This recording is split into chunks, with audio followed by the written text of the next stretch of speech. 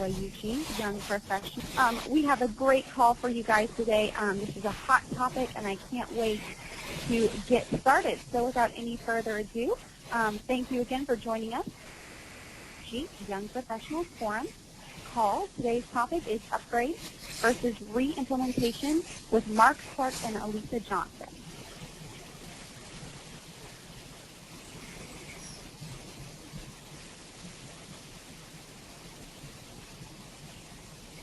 All right, today we have lots of things to cover. We are going to start with some welcome and some OAUG updates. Then we will introduce our wonderful speakers. We'll jump right into our topic for today, and of course we'll leave time at the end for questions and discussion. Just a few updates and reminders of exciting things going on at the OAUG. The most important and exciting thing coming up is Collaborate 15.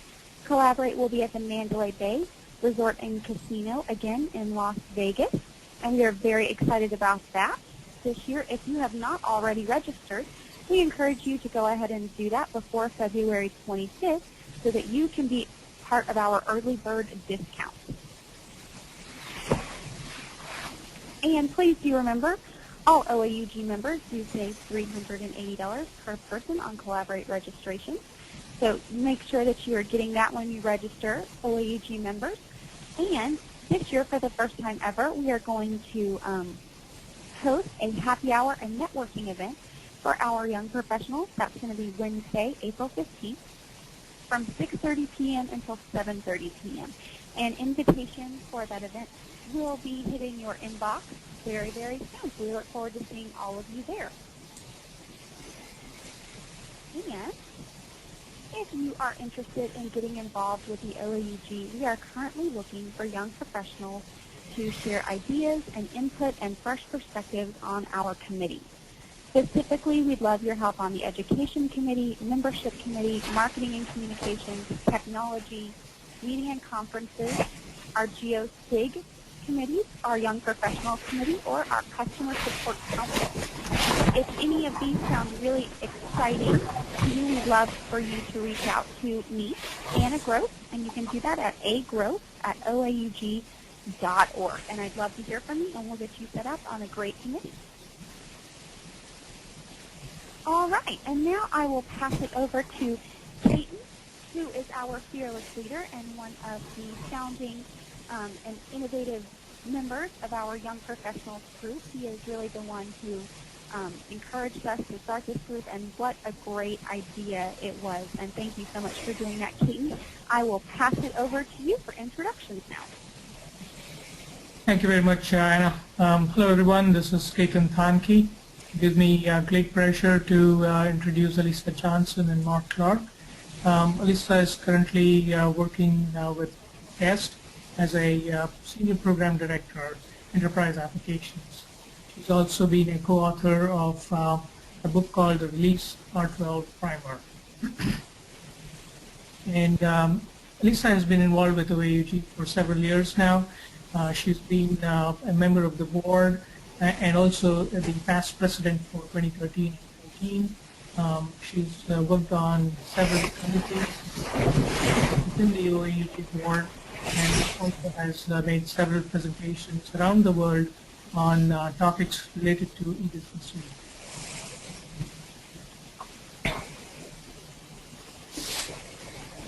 And the next speaker is Mark Clark, who also brings a ton of experience with e-business suite, almost 20 years, and he's currently a partner of O2 Works.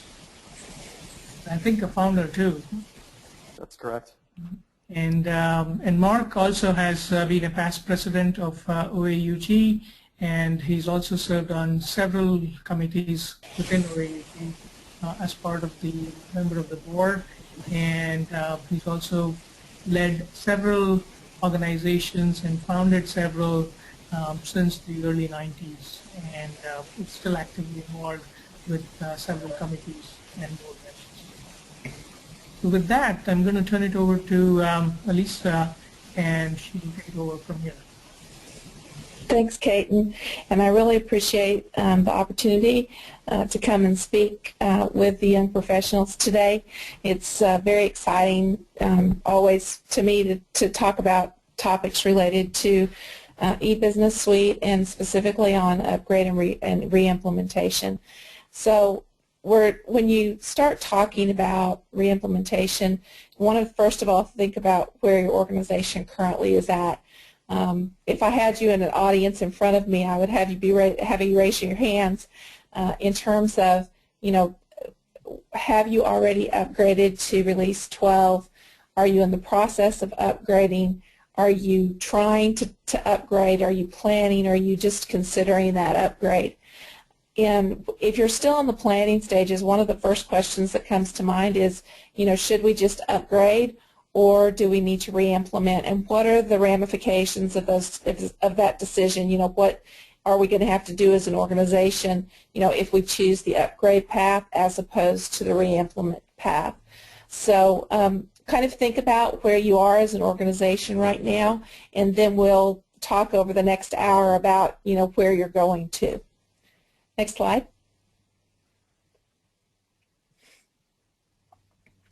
So the first question is, why do I even need to move to release 12? Our system's working pretty well, and we're not having that many issues, so why can't we just stay, where we are?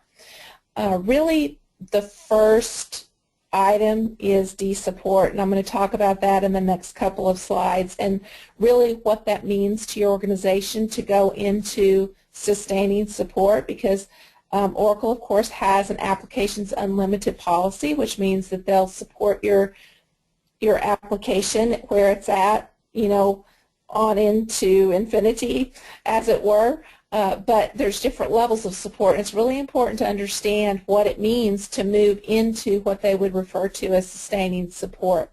So that's the first thing. But I always also like to, your business is going to ask you to build a business case of the benefits of going to R12. So it's important to look at those new technologies and tools that you're really going to be able to leverage once you're on that particular application release, and the new functionality you're going to get from modules that you already have, new modules that you'll be able to implement, the new features. So there's a lot of discussion around building a business case, and D-support should not ever be the only reason. You always can build other things around that to present your business case. Next. Next slide. Okay, so let's talk about those support timelines.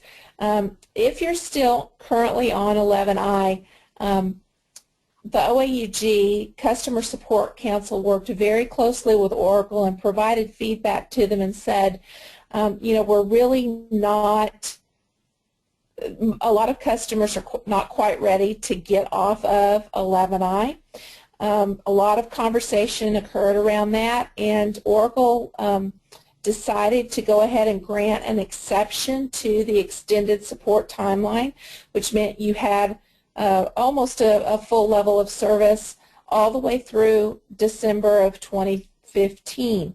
But you know that upgrade projects don't happen overnight, and so we're rapidly approaching the time where you need to get the project started so that you can complete it before the end of 2015. You can see that 12.0 is already into sustaining support at the beginning of last year. And the other thing I'd like to point out in terms of these timelines is that 12.1 and 12.2 actually are very close in their support timelines. They've actually extended the support for 12.1. I've heard Cliff Godwin, the EVP of the e-business suite development team, talk about Oracle not wanting companies to feel like they're on an upgrade treadmill. In other words, you get done with that one upgrade, you have to go to the next one. So they've really they've elongated the 12.1 support timelines so that you can make the best decision for your organization whether to go to 12.1 or 12.2. So now you might ask, Elisa, well, what if we choose to stay on 11i, what are we going to be losing when we get to the end of December 2015? Next slide. So the chart here, I know it's a little bit of an eye chart, but you can look at it when we post it. But this is from the Applications Unlimited, or the Lifetime Support Policy that Oracle publishes. So when you move into sustaining support, you don't get any new software updates. You have no new security alerts, no new tax, legal, or regulatory updates. So if you use the 1099 software updates, those won't be available again in 2015. If you run payroll, there's no HR updates after the end of 2015. So you're really, putting yourself in a bad position there from a regulatory perspective. There's also no certifications with Oracle products or third-party products. So that is really concerning as well, right? Because you want to be certified as you move forward. Now, this could actually turn out to be the biggest long-term risk, because what's going to happen is as Windows and Java continue their technology, speeding forward in their technology, it's not going to be certified with your EBS 11i version, and so you're going to have to really freeze what you're going to be using in terms of your desktop software, Office, Internet Explorer, Firefox, and also on the server side as well. And you might have some applications that you want to implement that use the newer versions of these technologies, and you're not going to be able to do that because 11i is not going to be this week, where both of our consultants had to downgrade their versions of Internet Explorer and of Java to be able to actually open the forms in 11i. So it's a real risk and one that you should certainly consider. Okay, next. Next slide. Okay, as I said before, it's not just about D-support though. You can always build a strong business case, I think, for moving to R12. There's so many things in it that are going to benefit your organization. It's really going to enable you to have business transformation and modernization, and that's what your organizations are looking for, because that gives you the return on your investment. It's a global business release. It has improved support for global organizations, which most organizations are moving in that direction. It really, with the regulatory things they have around tax, around legal entity structures, primary and secondary ledgers, a lot can be leveraged for a global organization. It also gives you that support for shared services. So now if your AP department manages payments for multiple operating units, you don't have to have 10 responsibilities and switch back and forth. You can process all that within a single responsibility. There's a lot of effort that went into R12 to centralize the data and the processing, so it supports that single source of truth. You also have an opportunity when you upgrade or re-implement to eliminate your customizations through the uptake of the new EBS 12 features. They've also made quite a bit of effort, especially in financials, to standardize and consolidate the business processes, so you see similar processes, especially in the accounting areas, across all of the subledgers.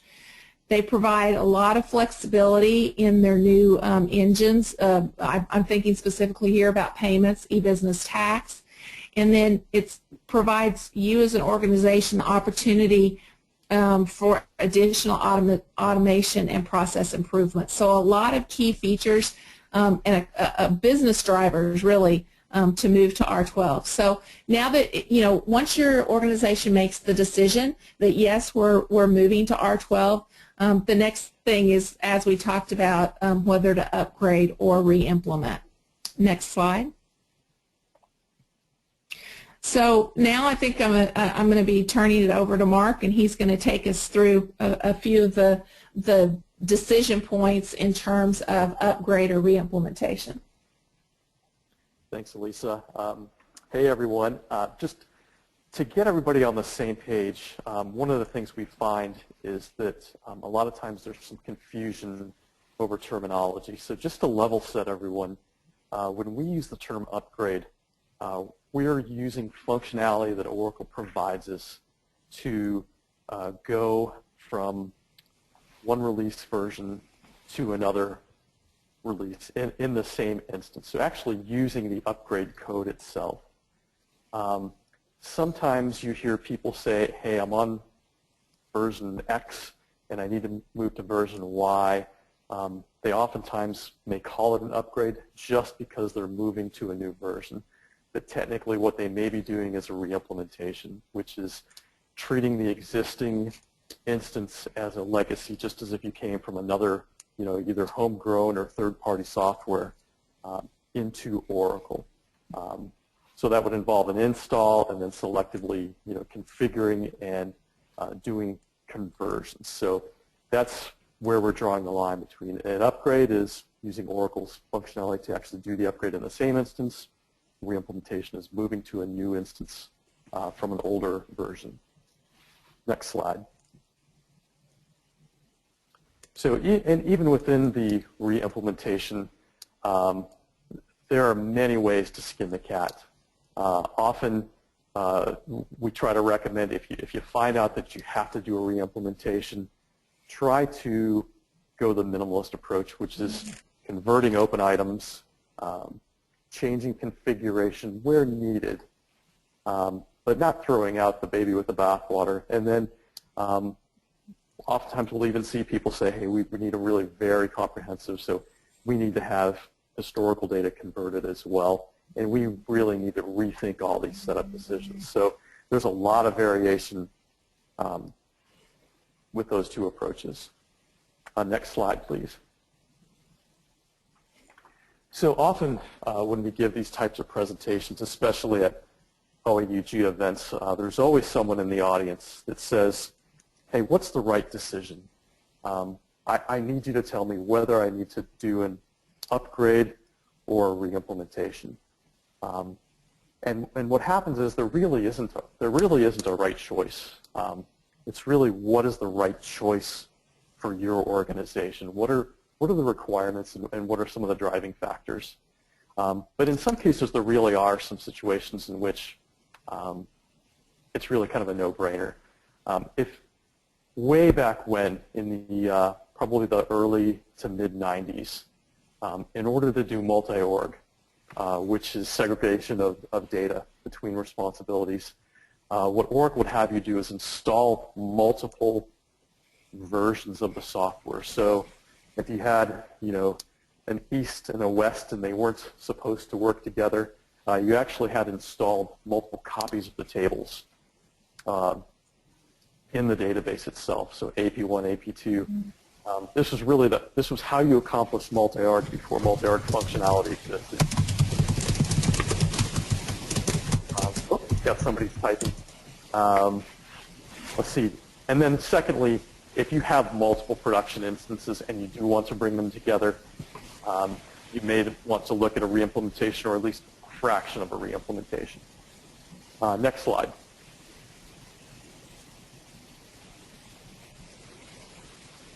And again, other things might cause you to consider a reimplementation. There's a lot of subjective discussion that needs to take place. So we've tried to come up with some factors that you can use as an organization, the various stakeholders within the organization, to figure out what's the right approach. Next slide, please. So what we did is we came up with something we call the S elements. So setups and strategy, standards and supported software, specific use of applications, having a smarter staff, and finally system state. So again, these are points that we can use to get everyone around a table to help decide what's the right approach for their organization. Next slide, please. So setups and strategy. Is your configuration still fitting your business? Did you implement 15, 20 years ago and you would have made completely different choices? Often there are things like chart of accounts or calendar that may no longer be applicable. And has your business structure changed? Have you made acquisitions? Have you opened up operations in countries where you weren't when you did your original go live? Next slide, please.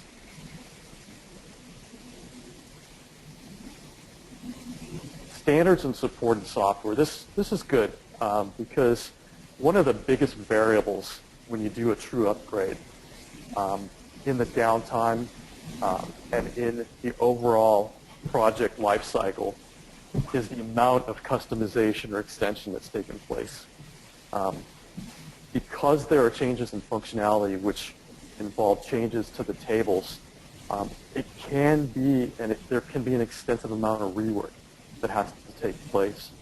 So when you start to weigh that amount of rework, oftentimes it might sway you towards actually doing a re-implementation. And then if your extensions are invasive, have they compromised the integrity of the underlying data, that might also push you more towards a re-implementation. Along with extensions, you also want to look at third-party off-the-shelf software.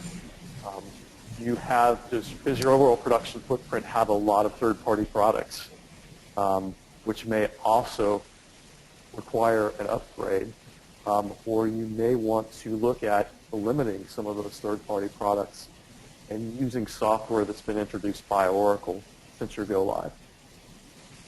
Next slide, please. One of the things you want to look at are specific applications. Oftentimes, we would find that companies that we worked with were perhaps beta users of some of the early manufacturing software. Order management has gone through significant revisions over the years. Some of the CRM software may have been rewritten, service projects. Also, you want to look at modules that you may have configured but are no longer using. A lot of times we'll see organizations that may have gone live with HR and payroll but found different ways to support those functions within their organization. And those modules may or may not be used anymore. Next slide, please. Again, along the lines of specific applications, have you made very complicated changes in functionality? So you've leveraged workflow changes or AME changes that might be actually very difficult. Are you using old functionality like Flex Builder, which was kind of a precursor to some of the new methods for generating accounts available in 12? Next slide, please. This is really a big one, and this is one where we start to work with organizations and they're talking about re-imp versus upgrade, and a lot of times the folks around the table said, boy, if we knew what we knew about Oracle way back then, we would have done things completely differently.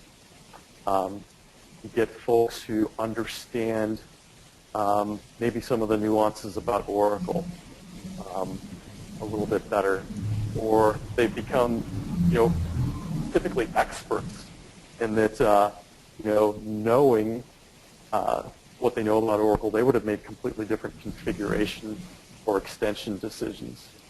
On the other side, we see that people don't want to start with a blank piece of paper again, and they don't want to take the organization through like a full requirements discussion. And perhaps they want to re-implement, but they really only want to re-implement very tiny aspects of the configuration. Next slide, please. And this is a good one. This is systems data. It's how good is your data? Oftentimes you find if you were a beta site, you may have some corrupt data. Also, if you've been an applications user for a long time, it may be that much of your data is no longer reported. It could be well over 7 years old. people may not be interested in some of the data that's been kept. Also, do you have a significant quantity of data that is no longer valuable, and maybe you don't want to take your organization through kind of a purge and archive activity. You also want to think about how much data that you have that might affect your downtime. If you're a manufacturing organization, you may only have so many hours that you're allowed to be down. So these are all things that your organization has to discuss and make a joint decision on what's the best approach for your organization. Next slide, please.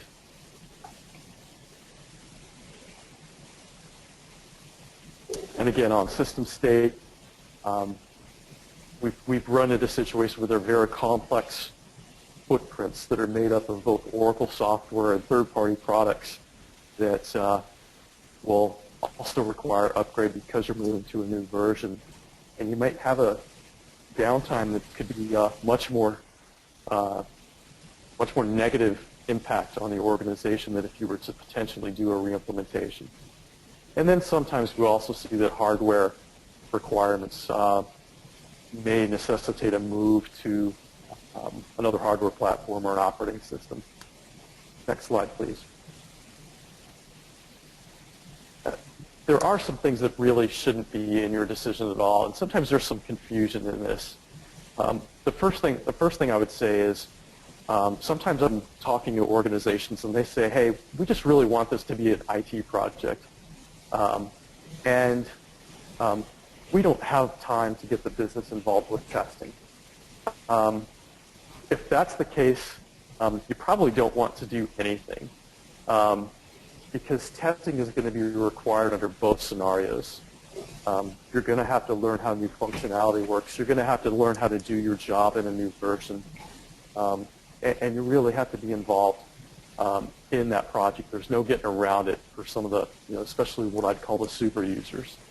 Other times we see that folks will say, hey, we need to move to new hardware, so that just requires that we do a reimplementation. That's not necessarily the case because you can actually do an install of a new database version and import or export and import and not have to be forced through an upgrade. So next slide, please. And again, some other myths around reimp versus upgrade. I've had people ask, can I just upgrade AP, but can I do a new version of 12? Those things really aren't technically and economically feasible. It's technically feasible, but the amount of time that you would have to spend to do something like that makes it uneconomically feasible. So generally, it's an all or nothing. And you're looking at either doing an implementation or an upgrade, and there really isn't a feasible way to do a blend. Next slide, please. Okay, and I think this is where Alicia and I wanted to bring her back in to help with the rest of the presentation. Okay, thanks, Mark.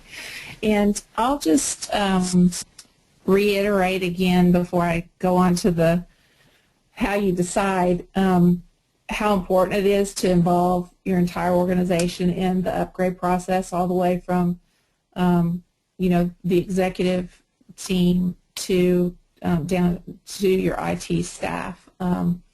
It really, I think Mark has already spoken to this, that it can't be done in the IT bubble, and really the more planning that you do either for an upgrade or a reimplementation, the better off and the more you're going to be and the more success you're going to have in the long run. That includes taking an inventory of what your current state is, and all of this that we've talked about in terms of the upgrade reimplementation decision can help to inform all members of your organization. And you really do want to get buy-in from both the business side and the IT side, because they are going to have changes to the way that they operate. There are changes to what they're going to have to be doing on a day-to-day basis, and they're in the long run going to be good things for the organization, but as we know, change management's really, really critical anytime you're moving to something new and different. So that's just my 2 cents on that. But again, how do you decide? Part of it is attending educational sessions like you're doing today. You also can kind of do a minimalistic approach where you have some of your key personnel or stakeholders evaluate where you fall on the sliding scale of the critical factors that Mark has discussed during this webinar.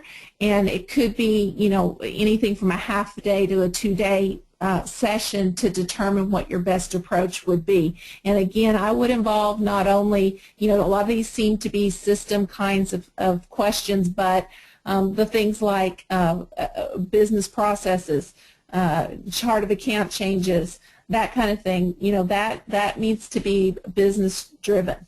So it needs to be on both sides. And if you have a very well-informed organization, it can be done on a fairly quick basis. You also could choose to do a more formalized or in-depth approach, and then you're going to invest more time into getting that detailed analysis, get more objective metrics for evaluating whether to re-implement or upgrade. You can also use this, it's not, of course, ever time wasted, because you can use that deeper dive analysis as part of your assess and plan phase of your upgrade or re-implementation cycle. So that just kind of moves right into that. So next slide, please. So the next question is, are there some tools that can help along the way? We know that Oracle's, from an upgrade perspective, Oracle has a toolkit, right? That's what the upgrade is all about, is using the Oracle toolkit to rapidly get your data from the 11i instance into release 12. But there are some other tools that can also be used. Informatica, which is formerly Applimation, other ones that also help to move your setups from one instance to another could be looked at. Quintana, which was acquired by HP, Outer Bay Technologies. Another one that's been used quite a bit, I've used this tool on several of the projects that I've been, is Panaya, and what they specifically focus on is identifying those points of your customizations that need to be remediated. I mean, down to the level of highlighting the code that needs to be changed. They also have project management tools that go on top of that, but for me specifically, my experience has been that the identification of the line level of the code that needs to be changed has really helped speed that remediation. And that typically is the critical path, because most organizations have a body of work that has to be done around their customizations. Also, ePrentice is has a tool kit that a couple of different tools. One that does specifically focuses on the chart of accounts, and so if you determine that you want to change your chart of accounts, many years ago that probably would be a definite yes, we're going to re-implement, but today with tools such as ePrentice, you can even make that chart of account change and do the upgrade. So I think that that's been a very helpful tool for several organizations that I've talked to and worked with. And they also have a broader toolkit that would be assisting with changes to the calendar, the legal entity structure, etc. So more than just the chart of accounts. Next. So also besides tools to help you with your upgrade or your reimplementation, there's also the services to consider. One of the things I think I would say about that is, in terms of paying a consulting firm to help you with part of your upgrade, is that you're choosing somebody that's done this multiple times. This is the first time you've done an upgrade, but if you bring a partner in to help you then you have somebody that has the experience and that knowledge base to help share with your organization. And also, you know, again, it's just a way to speed that process. Is there a way to, if you're re-implementing, is there a way to outsource the data conversion? Many organizations have offshore capabilities that are less costly and, you know, can certainly be utilized. Even in using consulting or professional services, that doesn't mean that, you know, again, that the organization that's doing the upgrade is alleviated of all work. There's some things that are best kept in-house, and those include developing your test cases because you know your business, right? Also executing the testing for the same reason, right? You know your business, your users know how they, even if a document says something's done a certain way, we all know that when it comes down to it from a day-to-day processing perspective, that oftentimes it's done a different way, right? So it's really important to get those users in and doing the testing. A lot of times, many organizations use a train-the-trainer approach, so you would have that knowledge share between the professional services organization and the organization doing the upgrade with a set of trainers that would then train the rest of the end users. Again, the change management is very critical in either an upgrade or a re-implementation, and so it doesn't mean that you're not going to have a body of work to do, but it does help, I've found, to have that partner to come alongside that's had the experience of going through it before. Next slide, please. So that was a very quick run through of some elements and decisions that you could be looking at for upgrade and re-implementation. We did want to give time for questions because I think that's where we find, you know, what you guys are thinking and where you would want some help. And Mark and I are both here to answer any of those questions. Thank you so much, Mark and Elisa, and everybody in the audience. You are muted, but you do have a question box in your control panel for the call. And if you do have any questions, if you will type them in the question box and send them to me, I will read them aloud to Mark and Elisa and give them an opportunity to answer. And that will also help us get our discussion started and may prompt another user's question. So I'll give you all just a couple seconds to do that. If you do have any questions, just type those in the question box in your control panel. And we are standing by, ready for those questions. Lisa and Mark, thank you for taking the time to make this presentation. While some of the attendees are thinking about some of the questions they may have for you, one of the questions I have to get this ball going is what would be a deciding factor to for an organization whether they should upgrade to 12.1.3 or 12.2 or something like that? What would be the factors that they should consider? I think I would probably look at do you need the functionality in 12.2 for the near zero downtime patching. Anytime you're on a later release of Oracle versus an earlier release, it's always going to be just a little bit more challenging as different bugs and things are worked out and the release becomes more stable. So if you needed that, I would definitely go for it, and I would look at what my go live was, make sure it wasn't next month versus next year. So I would kind of look at stability of the release and my go live date, and helping to determine that.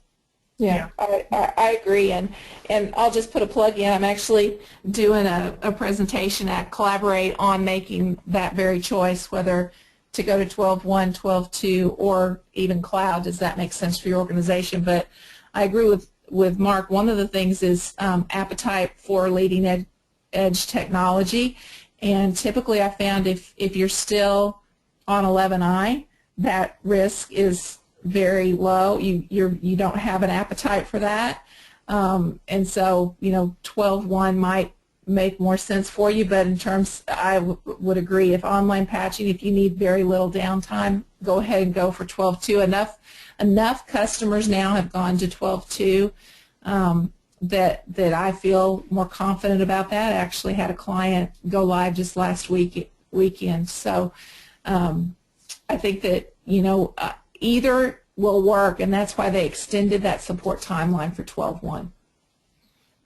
And I think just to add to that is also the factor about how many steps you're prepared to take before you get to your end goal. If you have to take 4 steps versus the 2 and it'll get by, then and considering the time that you have for the upgrade, you may prefer to take 2 steps versus the 4. Right. Yeah. Great question. Thank you, Keaton. And we do have a few more questions coming in.